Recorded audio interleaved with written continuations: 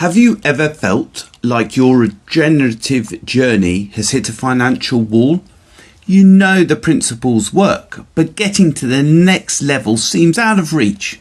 But then, at the base conference, I found a presentation that could change everything. Frederik Larsen's insights on incorporating lucerne as a living mulch sparked a breakthrough idea, one that could tackle weed control, improve soil health, and even boost income.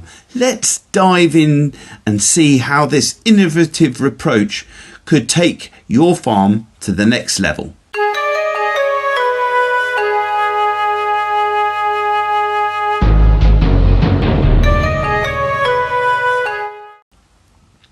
Speaking to a fellow delegate, there was a general sense that our regenerative knowledge had plateaued. The issue that resonated with both of us was that after implementing the core principles, there was a real financial barrier for achieving the next level. For example, we both felt rainwater harvesting was an important next step, followed by a mechanism for compost extract manufacture and application, whether down the seed coulter or applied as a foliar treatment. This was one of the reasons behind trialling the tow and fert system that we saw at last year's groundswell. I started the base conference with these thoughts front and centre. I found the presentation by Frederik Larsen particularly appropriate to these challenges. His presentation on incorporating lucerne as a living mulch appeared to answer some of the challenges. As you can see from Frederik's slide, why are we doing this? Through our use of multi-species cover crops, we are keeping the fields green and capturing more sunlight, so I think we can put a tick against that one. More carbon equals increased carbon cycle equals more potential income.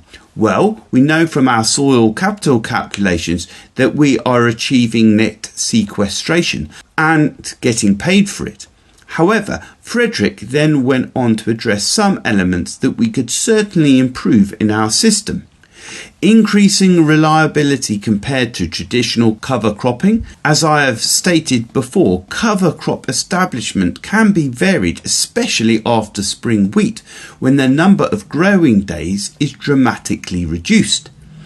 Easier and more efficient establishment of summer cover crops, that would be a real improvement to our system, especially as it would reduce the pressure on tractors during the harvest, for example achieving Jake Freestone's 5-minute fallow. Increased crop competition against weeds. This is something we are still struggling with and could improve upon, especially as we struggle with thistle outbreaks in our spring wheat. More winter cereal domination within the crop rotation. We have discussed including a more diverse rotation in previous videos, but moving away from a spring cereal dominated rotation would certainly assist with generating better gross margins. His next point about capturing nutrients from depth and fixing nitrogen. We've discussed this as far as using wood chip from deeper rooting plants like trees, but if we could achieve this with perennial plants within the cropping field, that would certainly be cheaper and assist faster nutrient recycling. And with this deeper root penetration, we would expect to improve soil percolation and with it increased summer water availability. Finally, if it's possible to sell cover crop residues, it would certainly aid margin generation through the whole rotation, something we are achieving with selling our cover crops as sheep keep, but there is always room for improvement. Frederik demonstrated that competition in root architecture is far more relevant than above ground competition. So, by including an understory of lucerne, he hopes to utilise its deep taproot architecture without inhibiting the shallow rooting cash crop. My hope is that by maintaining a deep lucerne taproot, micronutrients can be transferred from the subsoils to the crop rooting zone. Dr. Chris Nichols talked about the fact that wheat, soya and maize in response to artificial fertilizers have been bred to be lazy rooters. By keeping a deep perennial root in the soil, this could help maintain a healthier soil community throughout the cropping year. Dr. Nichols stated that if we're not maximising our photosynthetic activity, we're failing as farmers. She argued that if we stop disturbing the soil, we stop carbon bleeding from the system. But unless we add extra carbon to the soil through root exudates, we won't improve and regenerate our soil carbon levels. Driving photosynthesis 365 days a year will put carbon back into our soil through living roots. She used the analogy that a tourniquet will stop bleeding, but if you take no further action, the patient will still die. It's the blood transfusion, i.e. root exudates, which will keep the patient alive.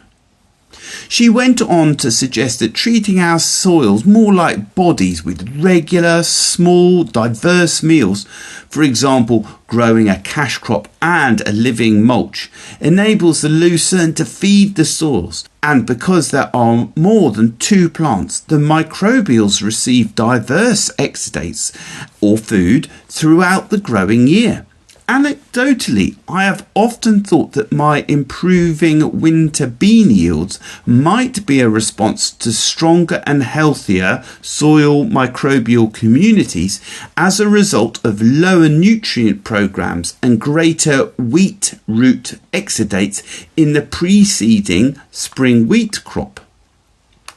I asked a question of Frederik at the end of his talk whether he thought establishment of lucerne was possible in spring crops. He thought it was possible as long as soil temperatures were high enough. Therefore, I think we will undertake a degree of lucerne trials as a companion crop this year.